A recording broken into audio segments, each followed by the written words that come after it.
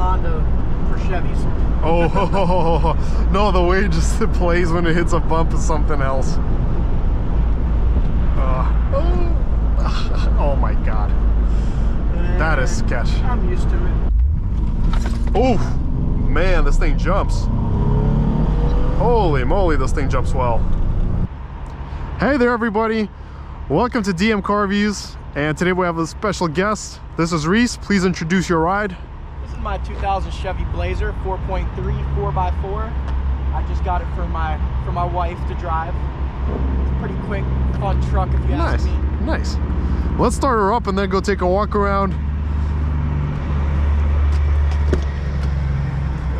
All right, let's fire it up.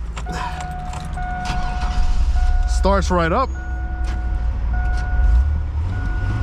Yeah. All right, let's go take a look outside.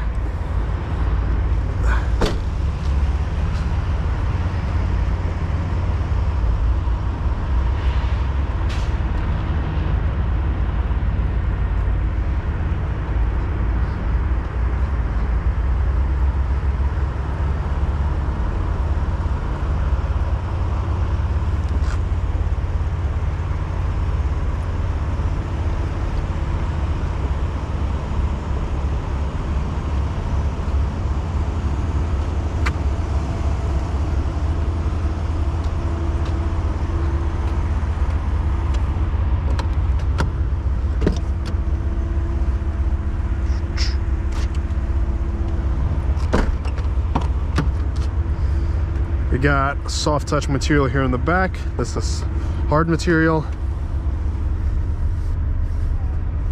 All right, let's hop in. Up. I am 6'2", and it is a little bit, I'll say a little bit tight. You feel like you're sitting really, really up high, but it's actually not bad. It's not bad. Definitely a weird position to be in, but it's still a cool experience, I guess, in a way. Yeah.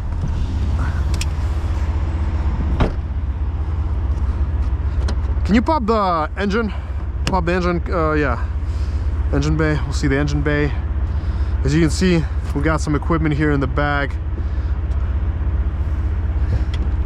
A tow hitch. We got some nice mud tires. So what kind of work have you done so far to this car? I've done new front and rear shocks, got the nice tires on it, painted the grille and the emblem, painted the wheels. I tinted the front windows 20% to match the back. It runs pretty good.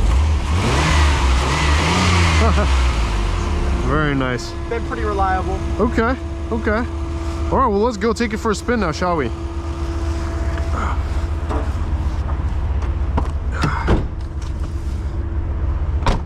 Alrighty. Okie dokie. Ugh. Whew. Alright. Alright. Okay, let's put on the heater. Alrighty. Okay, so wiper, how do you do the mist the wipers? It's gonna be up further over to the right more. Oh, this push? Yep. Okay, we got that. That's a loud horn.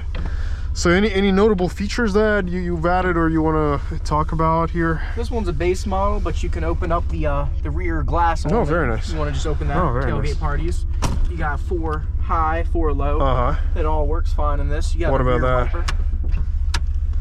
This is just a aftermarket radio, CarPlay head unit thing. Oh, very nice. Do you want to put it on? It's not connected right now. Oh, it's not connected. Okay. I like just my regular. So the radio. only before we head out, the only thing you have to worry about is this. We have a little bit of a playful steering wheel here. It's a bad idler / pitman. Yeah. I'm gonna replace that very soon. Yeah. So that adds to the adrenaline here, to the driving adrenaline. But it's mine and my wife's daily driver. It's been good to us.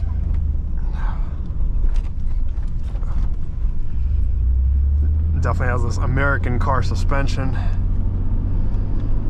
And surprisingly, it feels peppy.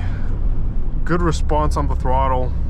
It'll spin them if you want them to. No, no, no. We don't want that right now, at least. We don't want to spin them.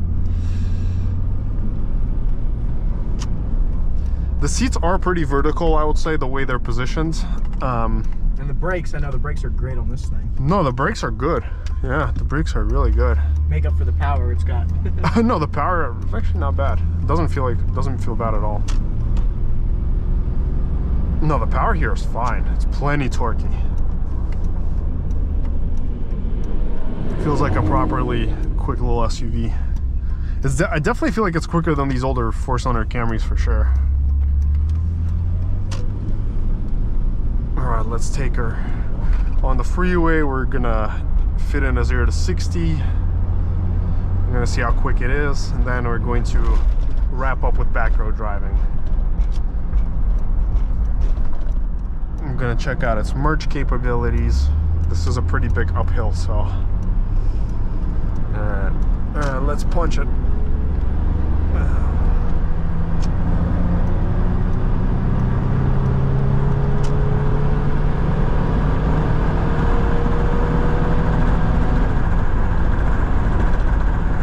You know what? Not bad.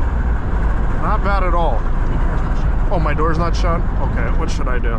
You can open it shut. It's not gonna. No, I'm not gonna open it like in the. We're gonna wait.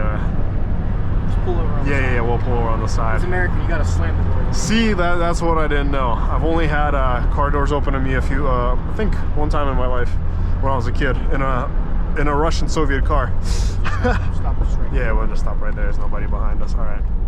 You can say I can just slam it shut. There you go. All right. How do you lock the doors? It's locked. Okay, let's go. Yeah, because I was like, what is that weird air sound coming through? Okay. All right.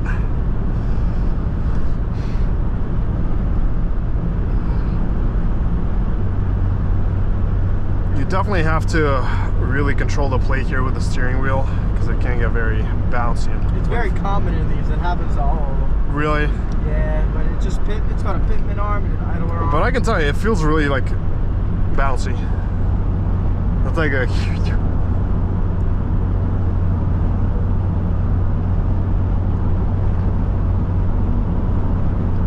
Yeah, I wouldn't really want to go past 65, 70 on this.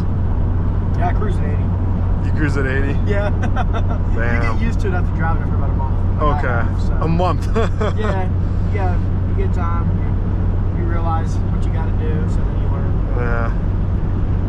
Yeah, no, you really gotta like play with the steering wheel, like adjust the angle that you need. See, like we were constantly like adjusting the angle a bit, just a little bit. Yeah. Oh, if it's getting warm. The heater's excellent. Heater's really good here. Now the brakes are impressive for sure.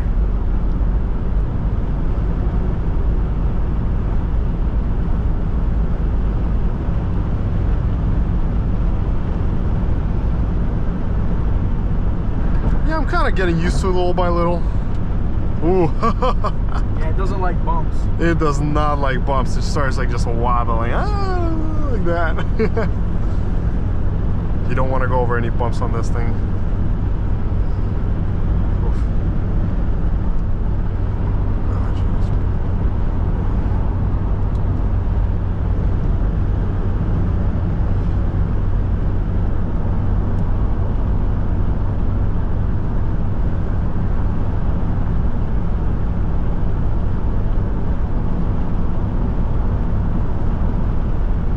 I already drove this thing all over. It's been really reliable. Where have you taken it to so far?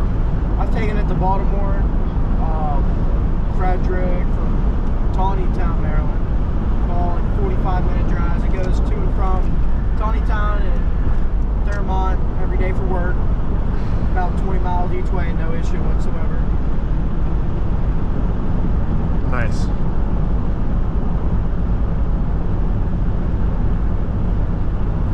Gosh, this is a very warm heater. Jesus Christ.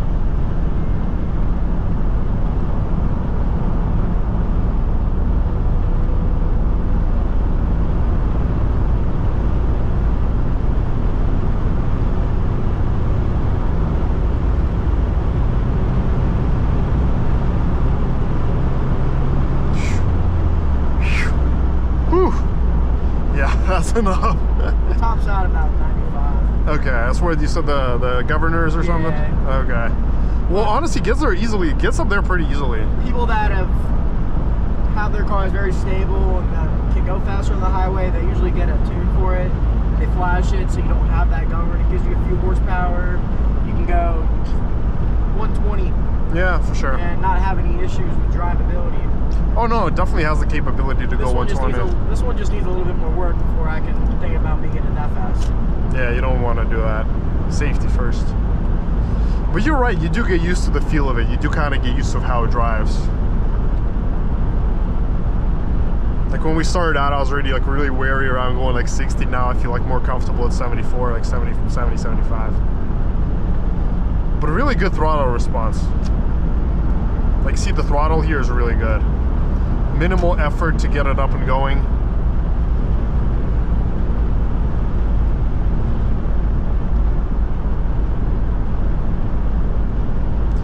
So any complaints that you've had about this car so far? The miles per gallon, the MPG is god-awful horrible. I get anywhere between 12 miles per gallon and 18 miles per gallon. 12? So, 12 and 18. Yeah. So, a lot of people do know this. The 4.3 Vortec is the same engine as the 350 small block that you'll get in any Chevy, the V8.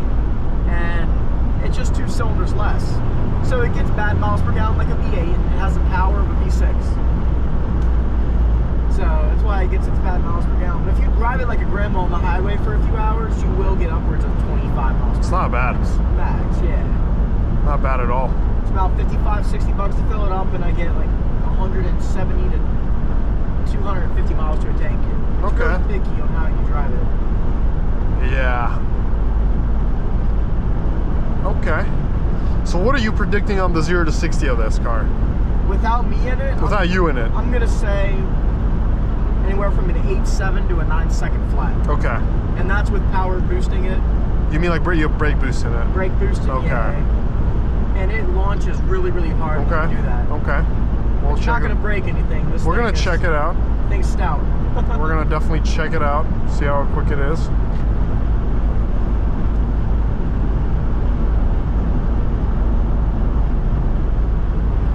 It does drive really nicely.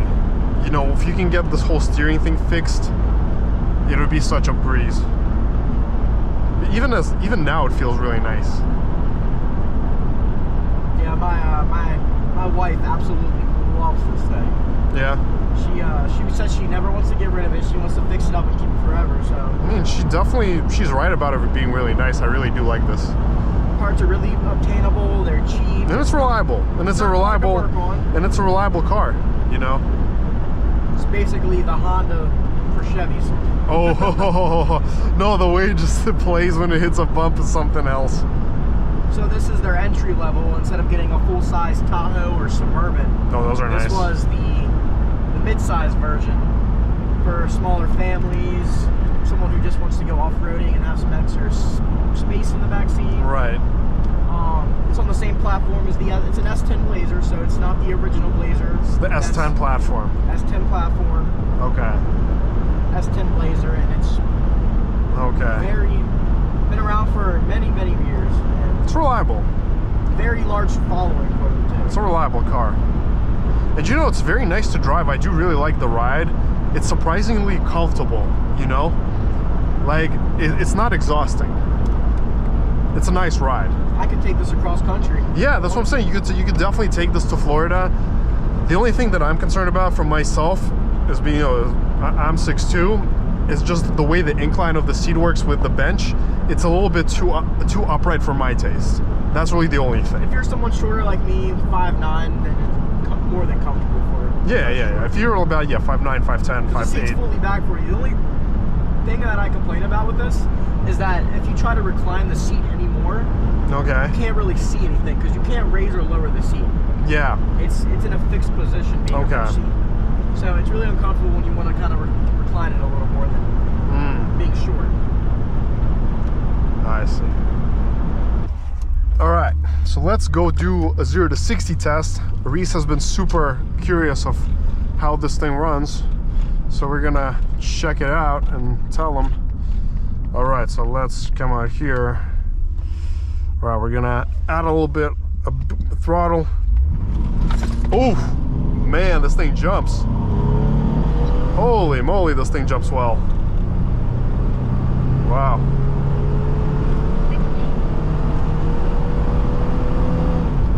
Alrighty.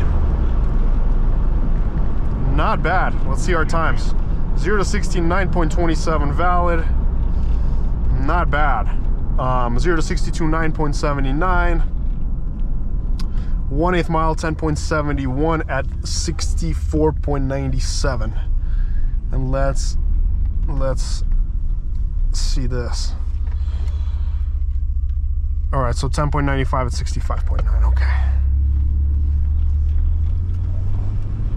All right, but let's do another run here. It's probably going to be worse, but we'll still give it a shot. All right, we're not going to launch it this time. 3, 2, 1.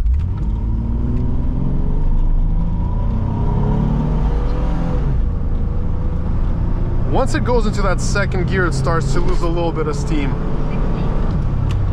Alrighty, so here we did 9.8, so that was a bit worse.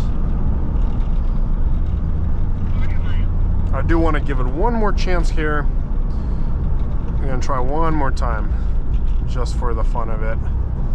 Maybe we'll do a bit better. I'm not gonna brake boost it this time. I'm just going to go off idle, see if that does anything here, because I feel like it could just be bogging down the car a bit if I do launch it. So we're gonna try it.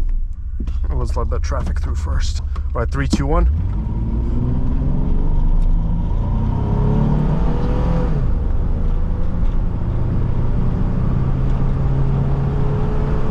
.42. Alrighty. So 9.36 here by Draggy.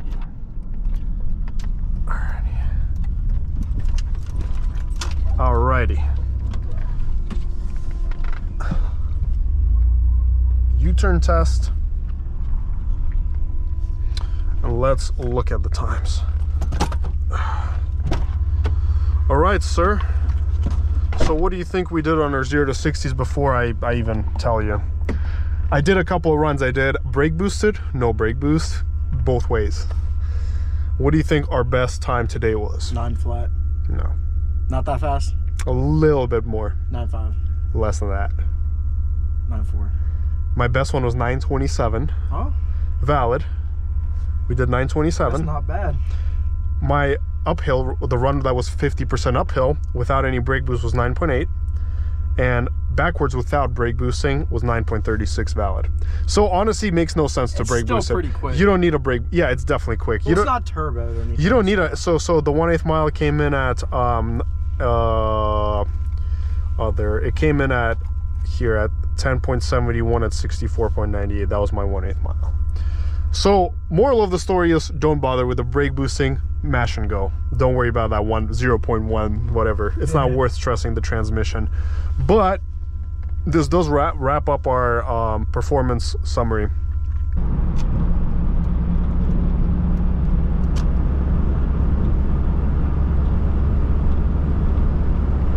Giving her this though, so it has more airbags. Huh? Giving her this because it has more airbags. Yeah.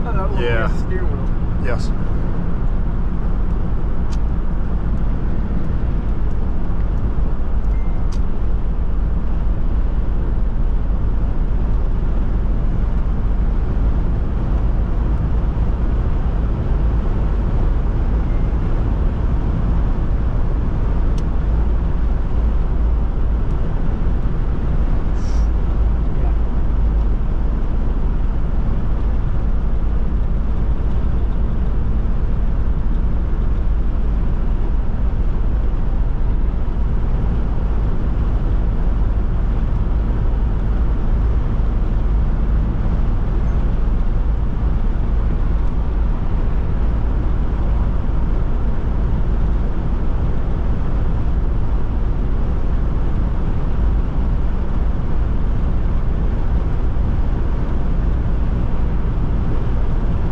This is a 4-speed, right? Yeah. Just like the other car. Yeah, that's what I figured. 3-speed with overdrive. Yep. Cause see, the first gear here is really strong. Once it shifts into second, that's when it loses the momentum. If this had a modern automatic, like a 6 or like 8 speed, it would probably be. This isn't modern though. No, I'm saying if this had a 6 or 8 speed, it would probably be hitting 16 like 8 seconds, probably 8.5. Because the first gear is really good; it spins out really nicely. But then once it shifts into second, then it kind of has to build up that momentum again.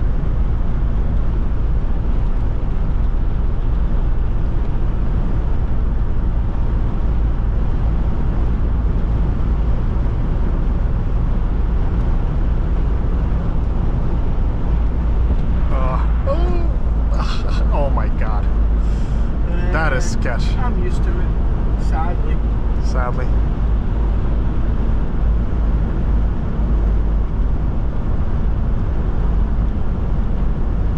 It's a mean looking SUV though. Oh yeah. Oh yeah, for sure. Put an LS in it. Huh? Put an LS motor in it. Put an LS motor in it? Trailblazer SS motor. Oh, that one. That makes like 470 wheel horsepower. Oh, that's a good one. But that's a different generation though, right? Yeah, but I can still, the motor, they make kits where it can bolt them right up into here. I can keep my AC and heat and everything. Nice. It'll be factory. Guess what? It'll get better MPG with a bigger motor. It's a 6.0. Yeah. Get better miles per gallon. It'll get like 9 miles per gallon, but it'll be more comfortable daily. Feel more modern. Woo, shit.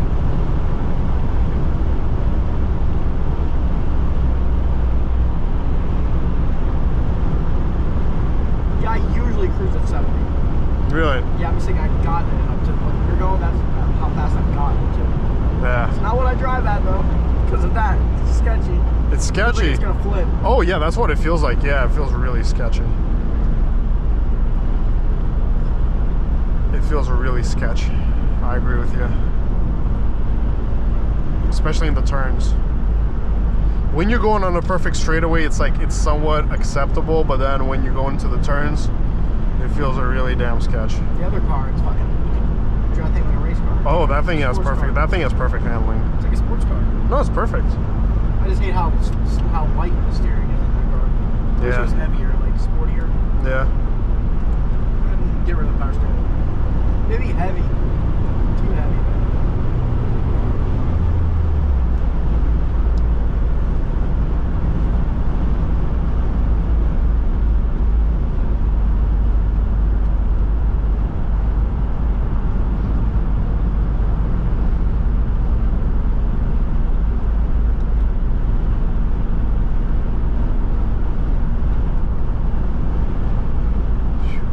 God, that bouncy is just so sketch.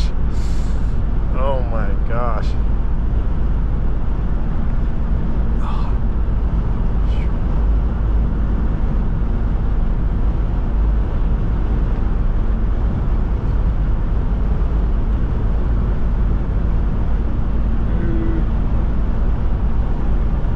I got a trade offer for a 2006 Nissan Sentra.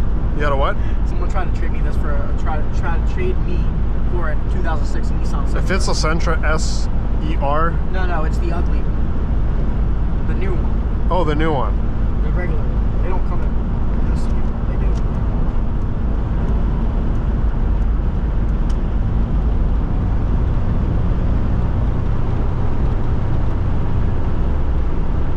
No, it wasn't an 06.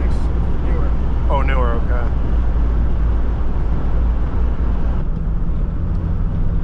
But nevertheless, I think this is a really cool ride. Definitely pop that SS engine in here. That would be a beast. Yeah, put a 6.0, the supercharger on. Yeah, 6.0 supercharger. Make sure to fix the suspension though. Make sure to have it all fixed out. I'd also lower the car if I were you, so it sits lower. It will be better. But yeah, with the 6.0, I can't imagine what this would be like. An all-wheel drive. Probably be a rocket ship. Would be interesting to do the performance testing with that. I wonder how much power you'd be pushing with like this, the 6.0 and the supercharger. Probably about 500, 600 horsepower. Yeah, that's crazy. I wonder if the setup can handle that anyway, the suspension. It's very common. People do it all the time. Really? Yeah. Crazy. That or they'll just throw in a 350 small block, but then it's carbureted, and then you do it on AC or any heat or any of that. Yeah. I want to keep this a good daily driver with power. Correct. Could you just pop in like a basic S60 without any like superchargers? Yeah, I can just like the most common thing is just to pop in a 5.3 out of like a early 2000s Silverado. No, 5.3 would make a big difference here. I would just fix up the suspension and the steering, and I'll put in like a 5.3. More reliable. Yeah, easier probably. About the same gas mileage. Yeah. Reliable. No, I think the 5.3 is probably your best bet. It's cheap to do. It's much more powerful. Just a junkyard truck motor. Exactly. Cheap, easy to do. This transmission will go right up to it. Right, exactly. And you'll get a good performance increase here. You'll probably shave down at least like a second or two with a 5.3. But I mean, I've been very satisfied with the performance on this car so far, like this truck. And see, when we're going to lower speeds, the handling feels just fine. It's not bad around corners. It's not bad. As long as you're on the brakes, you can dive into corners pretty nice. Yes. Yes,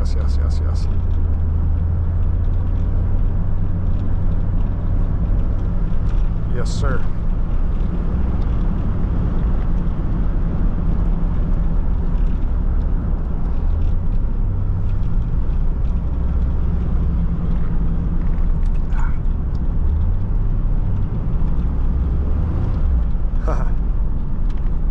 Yeah, you're right. As long as you're on the brakes, that's really nice. Surprisingly. I've had it a little bit longer, so I know the limits of it, but I do actually like this thing in the back roads. It's nice. It's actually really nice on the back roads, surprisingly. You'd think like the highway would be its best part, like its best strength, but no, it's actually the back roads. I think the highway might be pretty good for it once I fix all the suspension. Yes.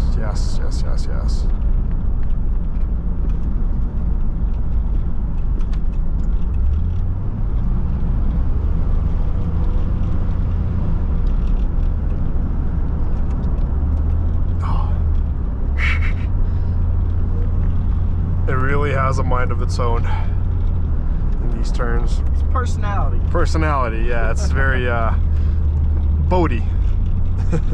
It's like you're sailing, you know, on the lake in a sport boat. It's like...